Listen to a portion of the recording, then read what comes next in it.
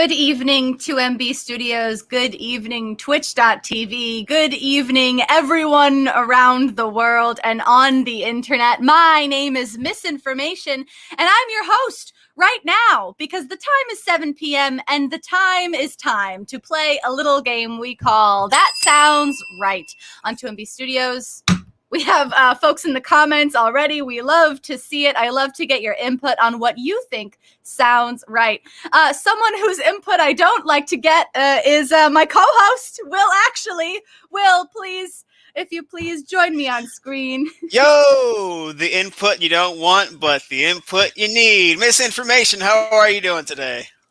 I'm doing great. Will, I love to have you here. And even though I am not the best at picking correct answers, I'm glad that I have you here to tell me what's what, after I've already assigned the points, of course. After you've already decided it doesn't matter what my input is, you ask for my input and I give it each week. Well, you know what? Sometimes it works out in my favor, but most times I leave disappointed. Tonight's not going to be one of those nights. I'm going to leave victorious. And so will one of our contestants. I love how optimistic you are, Will. Now, our contestants this week have been on the show before, but all three of them walked away without a degree from 2MB University. All three of these contestants were previously on the show and did not win.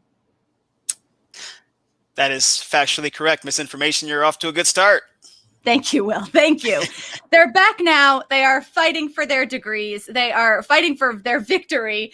Here in the studio tonight, we have Gwen. Good evening, Gwen. Good evening, Misinformation. Gwen, what is your strategy tonight? You've been on the show before. You know how it goes. And now you're back to get your degree. What are you thinking is going to go differently this time?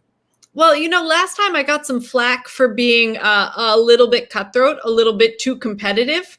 And I'm taking that feedback into account and coming back even more competitive. Gwen, I think that's a great strategy. I'm really excited to see your competitive edge back in action tonight. We also have John here with us. Hello, John. Hello, Misinformation. Thank you for being here, John. Thank you for having me.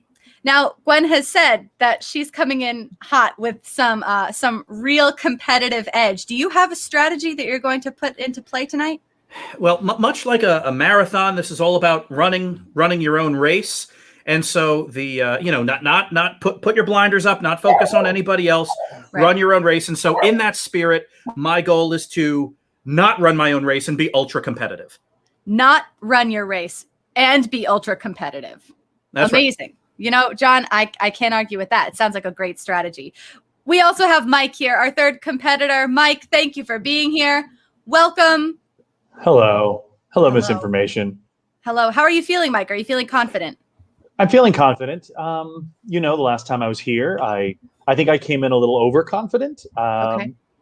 So this time, I'm going to keep my confidence inside, and I'm just going to try my best to be as utterly competitive as I can. Excellent. Excellent. Yeah. Wow. I love the competitive spirit that we have tonight. Now, folks, if it's your first time here, let me tell you, I am going to be asking some questions to these fine folks here. One of these contestants is going to be giving a correct answer, while the other two are going to just be making up shall we say, misinformation on the spot. It is up to all of us to decide together who we think we should give points to based on what we believe sounds right. The winner of tonight and walking away with a degree from 2MB University will be the contestant who sounds the most right. It's a group effort here. I see Radish Brett in the comments already trying to give out bonus points. It's not quite time for that yet, but you, the audience, will have time to give out bonus points on the show tonight. Now, without further ado, we're going to dive into our first round. Round one, question one is, in 1955, Russell E. Oakes came up with a new way for bellhops to politely ask for a tip. What was it? How did these bellhops politely ask for a tip? Gwen, I'm going to come to you for your answer first. What do you have to say? Yes. So it was the 50s was a time of modern invention, and Russell Oakes decided to create an invention which was actually a hand that stuck out of the middle of the bellhop's back. It's a machine, and it had a thigh compartment for money. And people would put money on it, so the bellhop didn't have to face them. They'd turn around, and there'd be like, money, please. And if it wasn't enough, the little machine would say, no sale. Okay, Gwen. You know what? I'm going to come back to that. Let's hear all the answers first, and then I would love to ask some follow-up questions about that terrific answer. But John, yeah, please, what's your answer? Sure. So originally they started as cigarette boxes. Essentially, bellhop's going to take your luggage either up to your room or down to your car, your cab, or whatever it is. And to eliminate that awkwardness of like fiddling around and like handing money back and forth, they would leave. Originally, it was just cigarette boxes. They would just like leave it on like the dresser of the room. And, a person could like put money in at their leisure, and a bellhop, or, when they came to turn down your bed, they would take the cigarette box and give it to the bellhop later on. A few years later, they started getting custom made cigarette boxes. They weren't cigarette boxes anymore. They were called bellhop boxes or bellhop bins. And usually they were engraved with someone's name or like a little symbol. Sometimes they put notes inside. It was like a cottage industry for about 20 years. A cottage industry. Is that an industry that is formed in a cottage, John? Presumably all of the artisans that were making these boxes worked exclusively in cottages, ideally looking out over like idyllic vistas. Of course, idyllic vistas. Yeah, that sounds idyllic. Mike, what is your answer? This is something of a trick question because Russell E. Oakes did not come up with the new way by himself. It was actually called the Oakes partner method initially.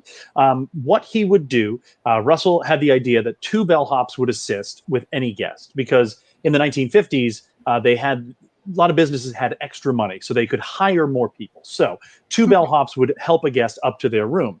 Russell and his original partner, who was a person by the name of David Cornwall, the two of them decided, here's what we'll do.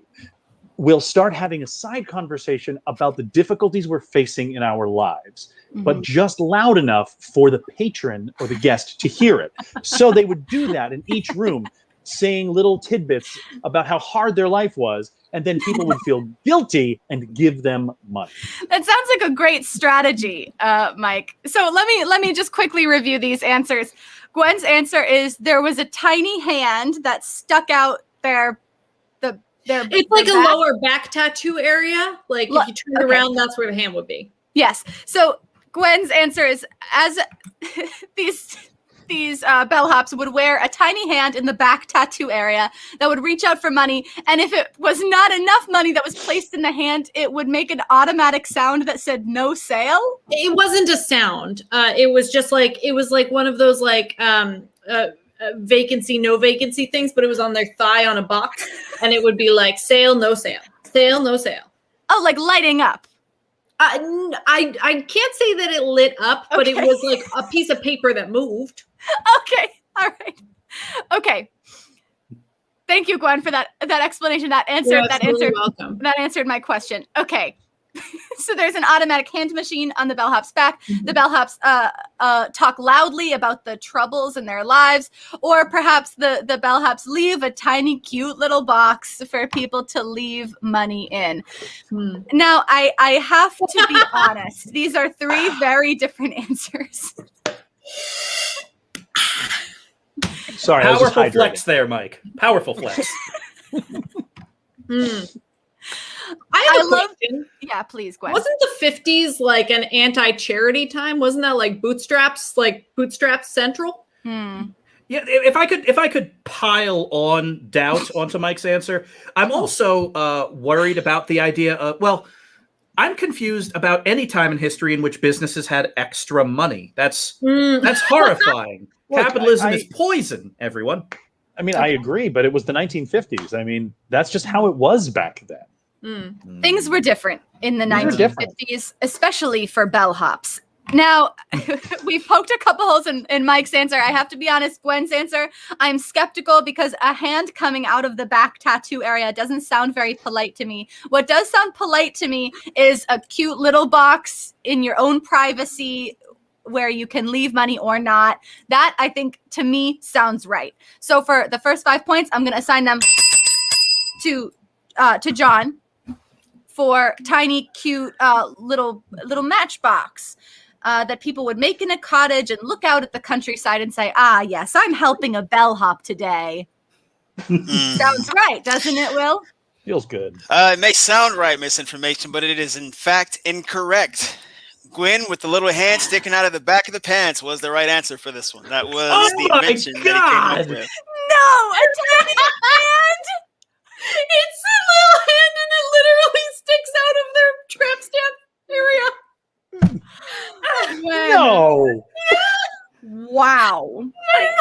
I just figured Gwen was like, you know what my strategy is? Full absurdist. We're just gonna have some fun out there. Just make some, aliens will come down and take the money. But oh my God. You know what they say, John? Truth is stranger than fiction. Yeah, it really is. It really is. John's answer was so logical. It was like, yeah, that makes perfect sense. They'll just put a box there. It makes sense. But here's the thing. Like, if you have Vista money, are you making boxes for bellhops? You're right. You're right. That's the flaw. Thank you, Will. Will actually here is showing us what that tiny That's amazing. I want one. Oh, Gwen. I'll buy one. Thank you for haunting us with this information. I'm so glad you did, and yet you still have 0 points because that answer, you must realize, did not sound right. Did not. We're going to move on to question 2. Question 2 in round 2 is, in 1923, Boston Red Sox pitcher Clarence Blethen injured himself stealing second base in a very strange way. How did Clarence Blethen injure himself? John, I'm going to come to you for your answer first. Okay, so Clarence Blethen of the Red Sox decided he wanted to be as intimidating a batter as possible. And so he had a full set, top and bottom, of false teeth. So he took them out of his mouth, put them in the back of his pants, and had a big, creepy, no-tooth smile at the pitcher. And it worked. He got on base. He got to first base. It was either a hit or a walk. I'm not sure, but he got on base. And then he decided to steal second. And when he was stealing second, he slid into second, forgetting, of course, that he had his full set of false teeth in his back pants. And as he was running and sliding, the pressure caused the teeth to chomp down on his own butt. And so he bit his own butt sliding in to second base. That strategy really bit him in the ass, huh, John? You could say that. That's a point for me. Misinformation. Well deserved. Thank you. So, John, your answer that you're sticking with here is that he bit him own self in the butt. He bit himself on the butt with his own teeth. Okay. John, thank you for that answer. Mike, Yes. please, what is your answer? Oh, okay. So Clarence, he was known as Clarence the Blemish Blethen. That was his nickname because he had unresolved acne issues from his youth. He had very severe acne that didn't just cover his face, it spread to his neck and his shoulders as well. So the blemish would, when he got to first, what he would do is he would start running to second. He would stop when the ball was thrown and find the largest blemish on his face, put his hands next to it, and shoot it at the person holding the ball, which inevitably made them flinch, and then he would slide in and land on the base. Oh, my goodness. Oh, the Mike. blemish. What? What a horrifying answer. Clarence, okay.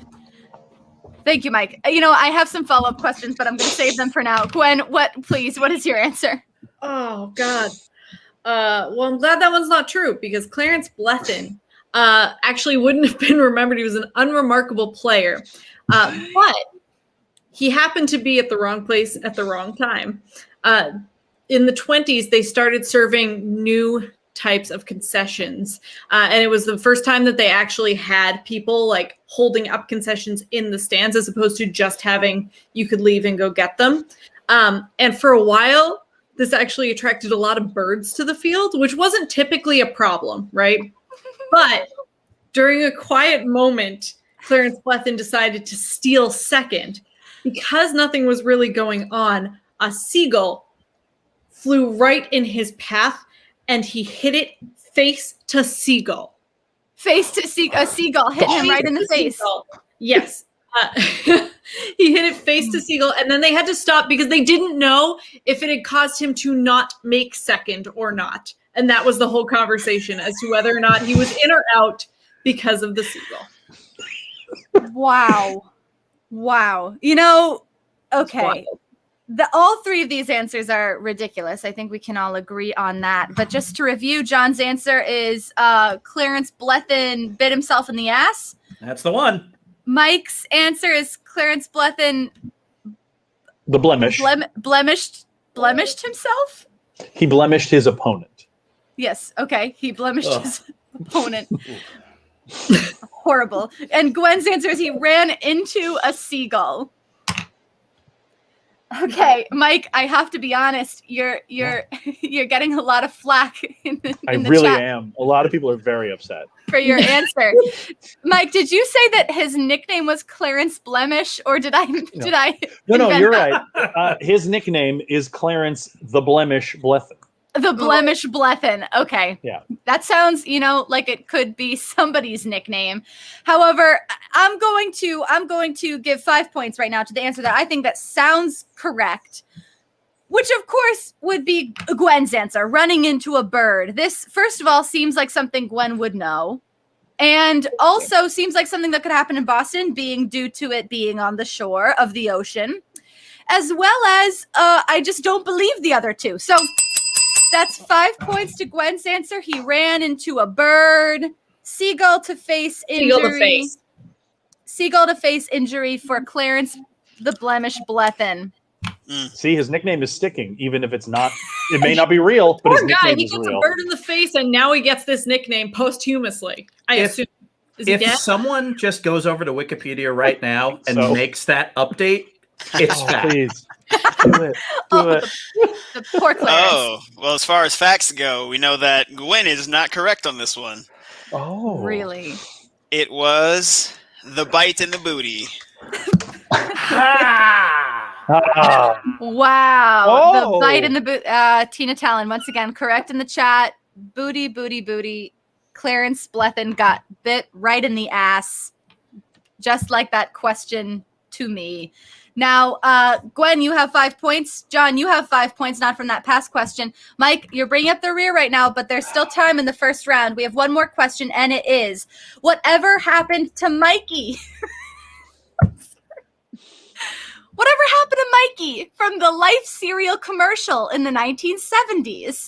For context, Mikey likes it is the famous line from the commercial. We all, of course, remember Mikey from the Life cereal commercial in the 1970s. The question is, whatever happened to Mikey? A very reasonable question for a trivia show. Looking forward to hearing your answers. Mike, I'm going to come to you first. Whatever happened to Mikey, please. Well, okay. First, his real name isn't Mikey. His name is actually John Gilchrist. John Gilchrist is his name. And John Gilchrist, he left acting and he went on to receive his degree in college. He went and studied communications from Iona College. And there he loved the New York Knicks. He was a big New York Knicks fan. So he got a job with the New York Knicks. He is their director of media sales, and he has a wife and kids, and they live in New York, and they're happy. And that's where Mikey is now. Mike, that's a beautiful story. So Mike's answer is Mikey likes it, grew up to live like a very successful life, and is currently happily living in New York City with his wife and the New York Knicks. Gwen, let's hear your answer. Oh man. Okay. So so Mikey did these commercials as a child, and like a lot of child actors, he didn't continue on to acting. But he did get in trouble. He did get in trouble when he was like in school. He got kicked out of school. Nothing huge. It wasn't like these child actors who are like doing cocaine. Okay. I'm sorry, I'm throwing shade at child actors. I apologize. But the interesting thing was that in the late 80s, Mikey, right? So he's about 20. Uh-huh. And Mikey Likey becomes a slogan for another brand that hires him on the pretext that people will know him from the Life cereal. And of course, it is the blue, what are they called? Like clubs? I don't know what it's Blue called. clubs? Well, here's the thing. Blue is a franchise. Okay. It's a series of exotic dance clubs in New Jersey. If you've ever driven down from Connecticut to Maryland, you will see advertisements, billboards for Blue. And in the late 80s, Mikey Likey briefly was used by Blue before Life cereal was like, fuck no. Before Life cereal was like, absolutely, you cannot. Yeah, and that was the last time that poor Mikey has had an actual gig. It seems like he's doing not so hot. I don't know what he's done since then. Okay. Really different picture of Mikey Likey's life. Oh, it's a lot. From Mike's answer. John, whatever happened to Mikey? Well, it's okay. I just want to say, no matter what the truth is, that there is more to New Jersey than just it being a pass-through from all those people that are going from Connecticut to Maryland. Okay, New Jersey has a number of rich cultural and historic relevance. That's another matter. But here's the truth about Mikey. Mikey ended up essentially staying in show business, but he worked in post-production. So again, like most child stars, the character, the actor that played Mikey, did not stay in front of the camera. He ended up getting an arts degree in California, not in Iona College, which is I think where Mike said. And he ended up working for Industrial Light and Magic, which is the special effects house that does all the Star Wars movies. Mm-hmm. And he ended up working on the prequel movies, the ones that came out in the late 90s that were admittedly terrible. Okay. But he worked for Industrial Light and Magic as a graphics matte editor. So one of the reasons why the lightsabers looked so cool and the fight scenes were so good, even if none of the rest of the prequels were good, was because of the work of this former child star and the team of graphics artists that he was on. Because of Mikey Likey. Mm-hmm. It's quite a story. That's quite a story. And some people do like those prequels. I don't know. Yeah. I don't want to paint with too broad a brush here. People are welcome to their opinion about them. Sure. Some people like to watch them. It's true. I don't know who. Yeah, Gwen. Can I rebut? Please. The chat is having some issues with my answer, and I just want to clarify. Yeah. It's not that they had jurisdiction over Mikey himself. The phrase Mikey likes it. Yeah. Is it Mikey Likey or Mikey likes it? Well, they use very different phrases. Strip club, which is a little gross. I think Mikey Likey is the character. Mikey likes it is the catchphrase. So, either way, we've been using them interchangeably. Either way, they didn't have jurisdiction over him as a person, but they did over the material, which was ripped off disgustingly. Okay, so Mike's answer is he lives a happy life. Gwen's answer is he is a spokesperson for a club in New Jersey, and John's answer is he helped with the lightsabers in the Star Wars prequels. All these are great answers, but I'm going to go with the chat on this one. I think that I like the sound of Mike's story for little Mikey growing up, getting a communications degree, and being happy working as the media sales manager for the Knicks. Let's do it. Let's do it. Let's give 5 points to Mike for that nice idyllic story. It's the word of the day, folks. All about Mikey Likey. Sweet and wholesome and correct. Yeah. Oh, thank goodness. Yeah. He's doing all right. He's doing all right. He's Good not for little hawking Mikey. porn in New Jersey. Yeah. He's not peddling porn. He's not working on the Star Wars prequels. He's actually doing well. I'm really glad for Mikey and his career. You know, great. Tina Talon's so excited for Mikey. That's the end of our first round, folks, and it is all tied up. Can you believe it? Mike, you almost finished that round in last place, but you pulled it through. You are tied with your competitors. How are you feeling? And is there anything that you want to tell the audience? I just want to tell the audience that I think they're great. I'm really glad they're here. And, you know, sometimes you just got to remember that sometimes the wholesome things in life, like Mikey's life serial story, sometimes that's what we need right now. And yeah, I'm just really excited to be here competing against John and Gwen. Excellent. Thank you so much for being here, Mike. We're glad to have you. Thank you We're very gonna much. you look so hydrated. I'm so happy for you. 78 ounces of water per bottle. Those are what's that, 4 pound curls, 5 pound curls? It's a 5 pounder. Yeah. Nice. 5 pounder. Oh yeah. Not bad. Let's move on to round 2, question 1, which is, what was the motto engraved on the first U.S. coin? Wow, look at that. This is a great history question. What was the motto engraved on the first U.S. coin? Gwen, go ahead and give me that motto. Well, the first U.S. coin, of course, had the motto, never going back. Never going back. It's a great motto. It did. It had it engraved on it. And it was, of course, sort of a Revolutionary War slogan. But yeah. But then they decided that wasn't going to hold up. So we went to In God We Trust, which was also a slam at the British monarchy because the British monarchy had moved away from the Catholic Church. And the idea was that like the monarchy was sort of a like demigod themselves. And right. So it was a little slam to be like, nope. An excellent answer, Gwen. Thank you. A couple slams on the British monarchy. You love to see it. John, what's your answer? So the first coin minted in the United States is a penny, and the design for it was created by Benjamin Franklin. And Benjamin Franklin, being, you know, a curmudgeon and a font of folksy wisdom, put the phrase "mind your business" on it. And so, you know, that was on the head side. On the tail side, there was a second saying that was a lot more boring. It says "We are one," but heads was "Mind your business." Wow, "Mind your business" is such a great, great slogan to have on a coin. Works on multiple levels. Mike, what's your motto? Well, the coin, the first coin minted in the U.S. was done around just after the War of 1812, after what some refer to as Little Revolution, because it was against the British again.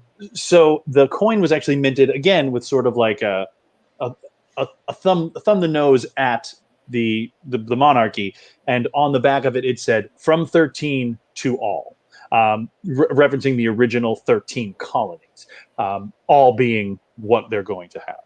So from 13 to all. Okay, from 13 to all, being the 13 colonies, to all. Gwen's, we're never going back. No, we're never going back. We're never going back. Never going back.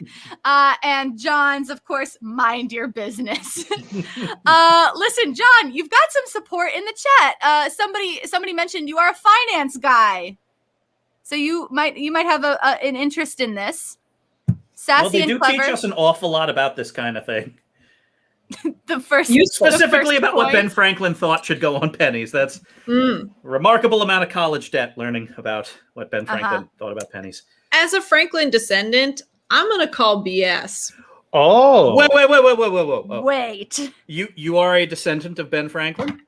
I don't think directly of Ben Franklin. I think he's a great uncle. I want to say. Oh, well, maybe you're the expert then, huh? Through marriage. Yeah, I'm telling you, it's never going back. Wow. Gwen, Gwen married Ben Franklin, I did. which is exciting to hear. Wow. Yeah, even though he was my uncle, I married him. Yeah, well, yeah. And you know what? We're never going back. Never We're never back. going back. We're never going back. Which Never.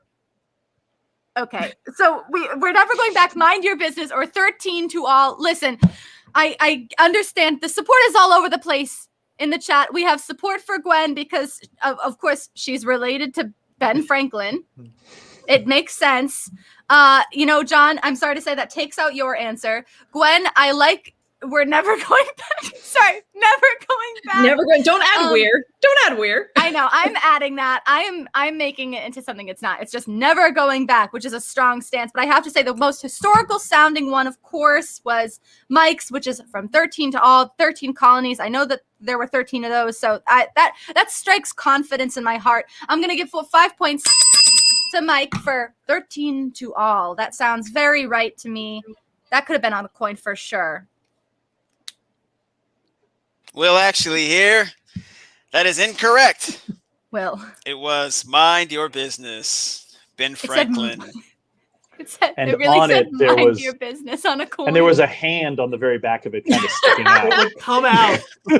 And you could the put other more side coins said onto no the coin. sale. Yeah. Wait, Will, is Gwen related to Ben Franklin? That I cannot confirm. I did not Yeah, get a it's chance true. to do a DNA test before the show. Barbara Franklin, my grandma. Wow. Gwen says yes. You never can tell on this show. Follow up with Gwen on that. So I feel like my strategy going forward would be Or to just believe her. claim I am related to whoever the subject of the question is. Yeah. We really can't prove that Gwen is not. I'm going to choose to go ahead and believe Gwen. Let's go ahead and just say Gwen is related to Ben Franklin. And you know what? That's canon. So question 2 is, leaving milk and cookies for Santa Claus is a worldwide tradition. Why did it start? Why did we start leaving those milk and cookies for the jolly Father Christmas? John, you first, please. As, of course, a direct descendant of Santa Claus, the answer, as with all things, is because of a marketing push. The post brand, like the post industrial consumer goods and food brand, started crafting, and actually they hired Norman Rockwell for some of these, a number of these like beautiful full page advertisements about leaving milk and cookies for Santa. And it was, it was a worldwide phenomenon because of the quality of the art that was made. And, it's like very idyllic, like, St. Nicholas sitting around a table, the reindeers outside, the snow, eating cookies made with post flour and, post dried chocolate and all of those things. So it's a lot like the Elf on a Shelf now, but, several decades ago. Marketing is the reason to sell food. Yep. Makes sense to me. Mike, what is your answer? Well, this one goes back well before, a long time ago. It goes back to actually Norse mythology. Odin, who was arguably the most important of the Norse gods, he had an 8-legged horse named Sleipnir, and he would ride around on Sleipnir with 2 ravens on each shoulder, kind of doing like these are the ravens. They're looking out. And during the winter Yule season, children would actually leave food out for Sleipnir in hopes that it would draw him to stop at their houses. So that would force Odin to then come to their house, and he would leave gifts for them because they put food out for his 8-legged horse named Sleipnir. Sleipnir. So when that evolved into Santa Claus and the reindeer, it kind of the food. Yeah, it's safe to say that Santa Claus is a direct descendant of Odin. Odin, Santa Claus, John Serpico is how that lineage goes. Yeah. We all get together at Thanksgiving, have a couple of laughs. We don't talk politics, though. Oh, yeah, Santa, real twisted views for that Oh guy. my God, like outdated, but they never really seem to be in date. Just all over the place. Yeah, it's rough. Oh, Santa. Gwen, tell me your answer. Why do we leave milk and cookies? Well, it's a sad but sweet answer. So, you might know the story, or maybe you might not. But Saint Nicholas, if you go to Denmark and Norway, they are at Saint Nicholas, and the children leave out their shoes. And in those shoes, you're supposed to leave little goods for Santa, like little oranges were typical, and little toys and things like that. But when there was a big emigration to America, unfortunately, oranges were extremely expensive, and these people didn't have a lot of money anymore. So they sort of switched the tradition over time because they were farmers. They had milk. And originally the cookies weren't anything lavish, but they were like special sweets. And then what would happen is that instead of putting them in shoes because they would tend to crumble, they would just put them on a little stool next to their shoes. And then they would actually eat them as dessert afterwards. So it was like your little treat that you sort of shared with Santa. But it was to save some money and try and keep that tradition alive of leaving little treats. That, Gwen, I have to be honest, that sounds familiar to me, especially the oranges. Something about leaving an orange or taking an orange or having an orange on Christmas Day. This sounds familiar to me. It's because it's true. Did they have oranges in Norway? So they were able to get them. It was definitely a special treat, and this is where it's kind of sad, is that like if your family was in their homeland, they were a little bit more well off. But by the time you'd spent a lot of money to emigrate and found that there wasn't as much opportunity as you thought there was going to be, you no longer could afford the oranges. I'm seeing a lot of mixed support in the chat. Some people supporting John's answer, some people supporting Mike's answer, some people supporting Gwen's answer. It's really all over the place. The history of Santa Claus is I'm sure very rich and storied. But I'm actually gonna go with Gwen on this one because there's a string being tugged somewhere about the oranges and the shoes. It sounds familiar. They would have milk if they were farmers. Makes sense to me. That sounds right, Gwen. The tradition of Norway. Well, actually, here, unfortunately, you're incorrect on that. Misinformation. When it's not right, it was Mike. Mike, the Odin and the Ravens. That also makes sense because Odin goes back pretty far. And, if they're doing this same tradition all over the world, it would probably be from like a long, long time ago. But you know what? I already gave the points. And as they say, never going back. So let's move on. Never going back. Let's move on to the next question, which is question 3, round 2. Micro sculpturist Willard Wiggin famously made one of his delicate pieces twice for an odd reason. What was the sculpture and why did he have to make it twice? Willard Wiggin. Willard Wiggin, the micro sculpturist. Why did he make this sculpture twice? And what was the sculpture? Let's go to Mike first. Yeah. So Willard Wiggin, as a micro sculpture, he makes micro sculptures. He often makes micro sculptures of food. So he was making some very small, in this case, it was a small cake that he was making for a larger micro sculpture that he was putting together. So he was making a small micro cake. As he was putting it together, unfortunately, his 2-year-old niece was visiting. And because his sculptures are so incredibly lifelike and so well done, he put the small cake out and went to go do something else, and his niece saw it and thought it was a real cake. So she picked up the small micro sculpture cake and ate it. She ate the cake. So he had to make a second one because the whole project needed to be done that night, and he didn't have time to wait. So he had to aggressively make a new one. aggressively in a storm of concentration. What was the micro sculpture made of? Was it like clay? It was a combination of clay and like a putty of sort of like a clay and a putty, because he wanted to have two different. He used a lot of textures. So the clay was the cake part, but the frosting was actually the putty. So it would have two different looks when he was done making it. I see. And who was it that ate it? The niece? His 2-year-old niece. Yeah. Niece. No. Niece ate the cake. That's a good answer, Mike. Gwen, what's your answer? It's true.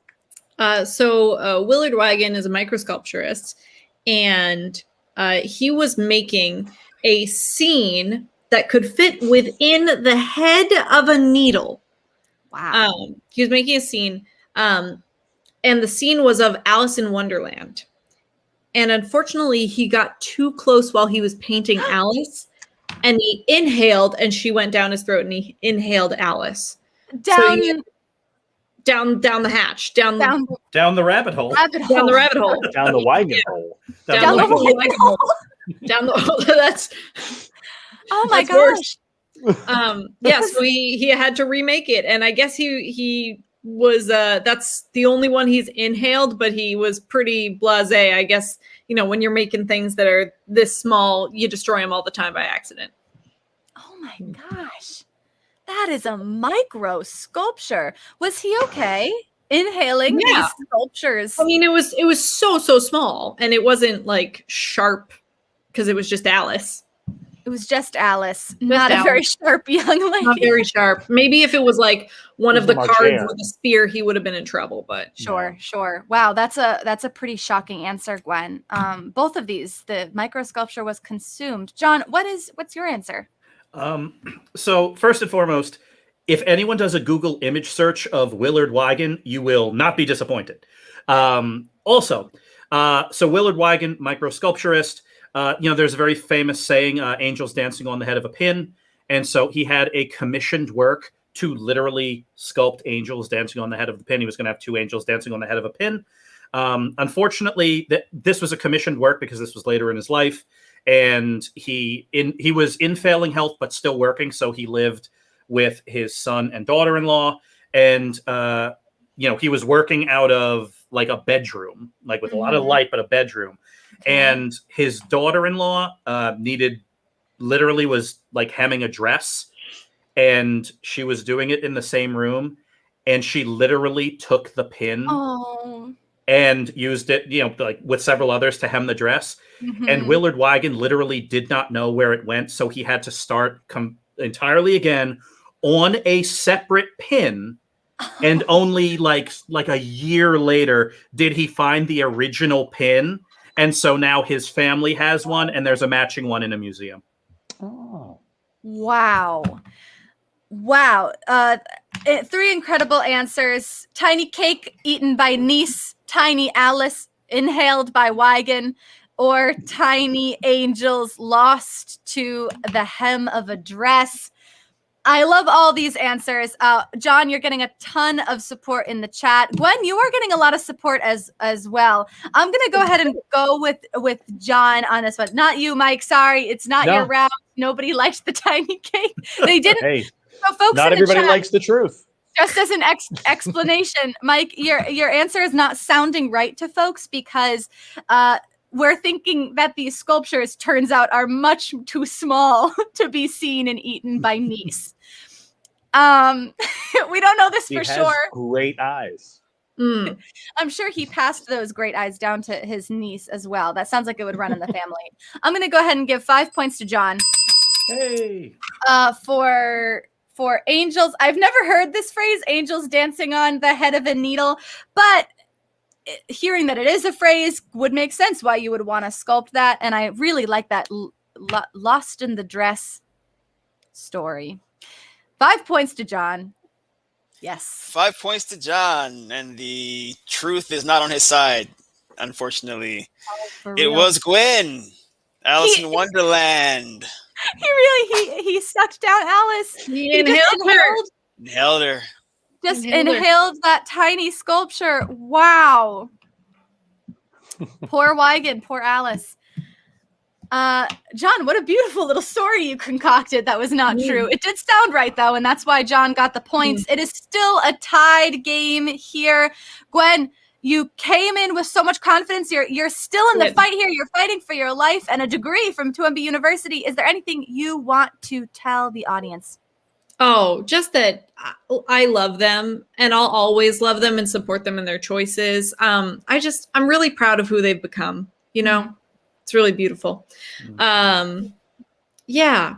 And your mother and I just, you know, we're always here for you. We're going to keep your bedroom just in case you want to move back. No pressure, but it's not like I'm not going to turn it into a gym. I just want you to know that. Great.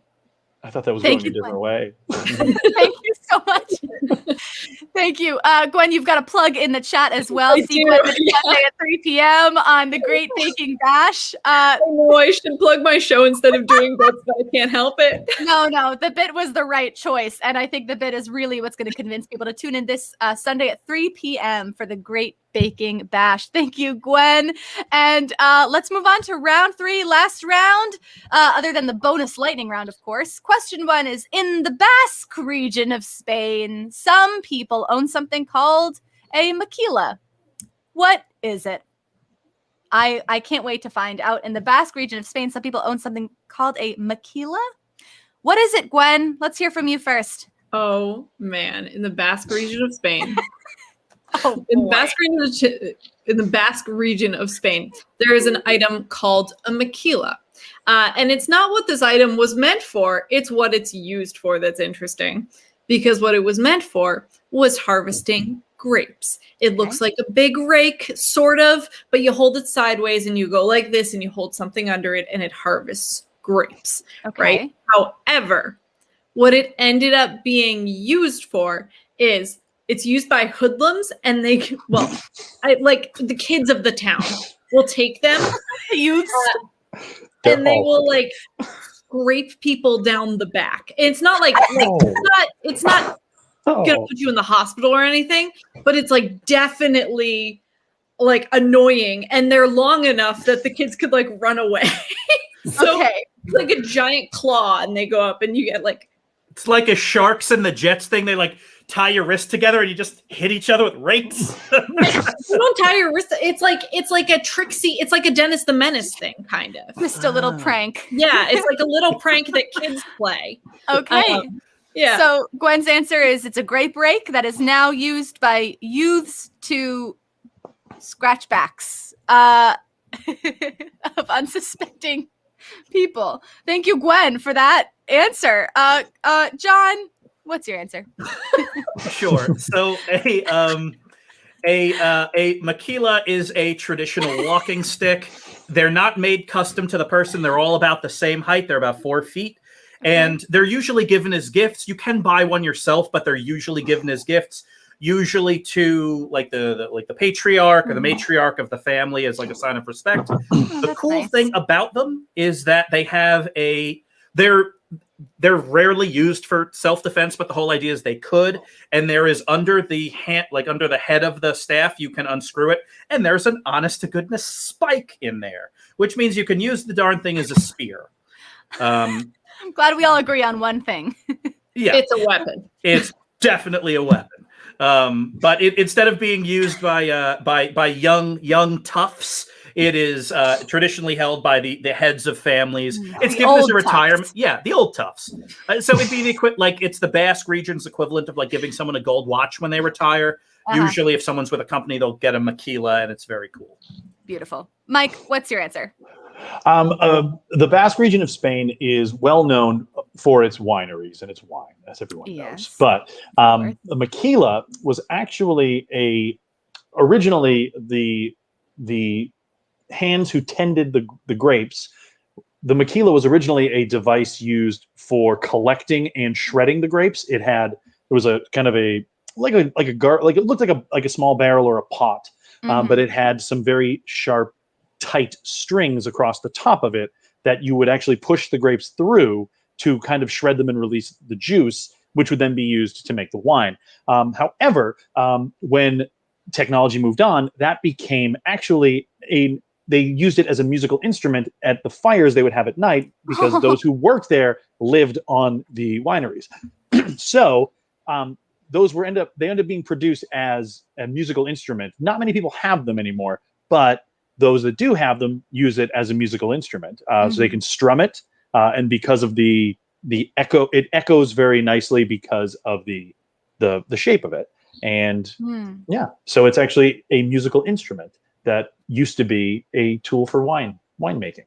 So we have an argument going on in the chat about where Florence is, but aside from that, we've got some mixed support. Either it's Gwen's answer, which is a tool for wine that ended up being a tool to harass people. John's answer is a tool for walking, but turns out to be a tool for spearing people. And Mike's answer, which is a tool for wine that turned out to be a fun musical instrument after the whining day is done. We've got some mixed support in the chat. Some people like John's spearing answer. I'm going to go ahead and go with Mike's answer for the musical instrument after the long day of winery. I think that sounds right to me. That sounds like something I would want to do after a long day of rolling grapes. I feel like no matter the answer, we should all agree that in 10 years, the 5 of us meet again in the Basque region of Spain on this day and just see what happens. Whatever maquilas are, we're each going to get one, and we're going to walk around and we're going to drink wine. It's going to be great. Listen to music. Make it into a weapon, no matter what it is. No matter what. We are getting into a fight with some kids, or maybe some old people, or maybe some grapes. Maybe. Well, and if we got into a fight, it would be a nice staff with the knife in it. John is correct. Wow. A walking stick with a spear with a knife in the end? Mm-hmm. My, oh my. Unfortunately, he didn't get those points. Also, we have 8 minutes left to the show. Thank you, Will. We're gonna go into a speed round for the last 2 questions of round 3. I'm gonna ask the question. I'm gonna give you a certain number of seconds to answer. I'm just gonna kind of play it by ear. That's what being a good host is all about. The next question is: Billy, Eric, Tyson, Jade, and Elsie, 5 animal residents at the Lincolnshire Wildlife Centre in the UK, had to be separated and put in time out. What species were they, and why were they separated? Here's how this is going to work. You get 1 word to tell me the species, and you get 5 words total. Count them on your hand to tell me why they were separated. They can be strung together or they can be separate words. John, species. Sloth. Why were they separated? 2 intersecting love triangles. Sloth. Okay, sloths with romantic drama. Thank you, John. Mike, species. Monkeys. Monkeys, and why were they separated? 4 bananas, 5 monkeys. Food dispute. All right. So was it over romance? Was it over food or something else? Gwen. Parrots. Parrots, and why were they separated? They all together swore lots. Oh, bad language together. Any of these could be true. Sloths with a romantic dispute. 5 monkeys, 4 bananas, or was it Gwen's answer, which is swearing parrots? I'm going to go ahead with the chat here and go with swearing parrots. It was those swearing parrots. Well done. Ooh, swearing parrots. Thank you so much. Oh, nice. Excellent. Nailed it. 3rd question, 3rd round. Last one. Who is responsible for the popular saying "stole my thunder"? And why did this phrase come about? Okay. Here we're gonna time this. All right. You're gonna get 10 seconds to answer. You can say as many words as you want in those 10 seconds. It just has to be speedy. Mike, you're gonna be up first. Who? Okay. Go ahead. Theater creator John Dennis England, he made a play with thunder. The play didn't do well, but then someone used the thing that he created to make thunder in their play, and it was hugely successful. Okay, and it stole his thunder. Is that where that was going, Mike? Yes, they stole his thunder. Great. Gwen, you get 10 seconds. Go ahead. Yeah, absolutely. It's a pretty late saying. The band Heart is responsible for it, and it's because they had a music video with thunder in it. But then there was another metal band that I forget their name, but they did it first. They stole the thunder. They stole the thunder. It's the punchline every time. I feel like I'm interrupting you telling a joke. Mike, John, Mike answered. Gwen answered. John, it's your turn. You have 10 seconds. Go. Captain John Blaine, USS Farragut, 1861. When a ship enters a friendly harbor, there is usually a cannon salute from the shore. But if another ship slides in ahead of your ship, they are stealing that ship's thunder. Why? You have a signal cannon in the harbor that will allow a ship to enter. Got it. The ship cannon. The ship cannon. Mike, you got a lot of support in the chat for that. The theater director that used thunder. Let's go with the chat on that. 5 points to Mike for a theater director that wanted thunder in his show and somebody stole his thunder. And that's correct. Wow. Oh my gosh, the chat knows what it's doing. Chat, I'm glad you know what you're doing because we are entering our final round, the bonus lightning round, in which only you give the points. We're going to ask a few bonus questions. Chat is going to give the bonus points. If you want to give a bonus point to someone, throw their name into the chat and I will assign those points. Let's see those bonus round questions. We're just going to have time for a few here. Make them count, contestants. John, who is this? Bella Lugosi. Gwen, who is this? Oh, that's Mike from Spokane. Mike, who is this? BMX.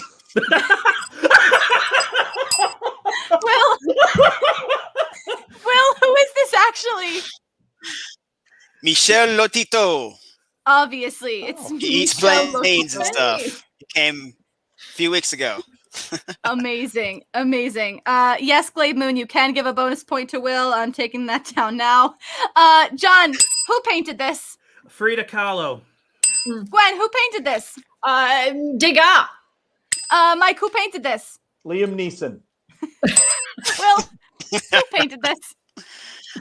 It was Frida Kahlo. It's called Roots. Frida Kahlo. Correct answer for John. Getting some bonus points for that. Let's do one more. What is this? John, what is this? This is a cosmos. Gwen, what is this? Oh, this is a sexy orchid. Very nice. And Mike, what is this? That's a flower. We'll see if you're right. Will, what is this actually? It's a flower called a geranium versicolor. What is it called? Geranium versicolor. Geranium versicolor. Very nice. Very nice. Couple points to Gwen, couple points to Mike, couple points to John. They're all flooding in. Thank you so much, everybody. Who have I not spoken to? John, is there anything that you want to tell the audience before I reveal the winner? I just want to say that I am a direct descendant of literally everyone in the audience. Wow. That's an impressive claim to fame, John. Unfortunately, it will not help you this time. Oh. But I hope the chat will remember for next time they're assigning bonus points. We've got a last couple bonus points coming in, but I have the winner. It is a tight game, but coming out ahead is going to be Mike taking home the win and a degree from 2MB University. Mike, congratulations. Thanks. I just Put threw that off my water bottle. imaginary cap. Yeah. Throwing Hey, the cap, turning the tassel. stay hydrated, folks. Stay hydrated. Stay You can do hydrated anything. and stay right here for Poof the Magical Game Show starting right now. Thank you so much, everybody. Thank you, Will. Thank you, contestants. We will see you all next week at 7 p.m. on That Sounds Right. Good night. Bye.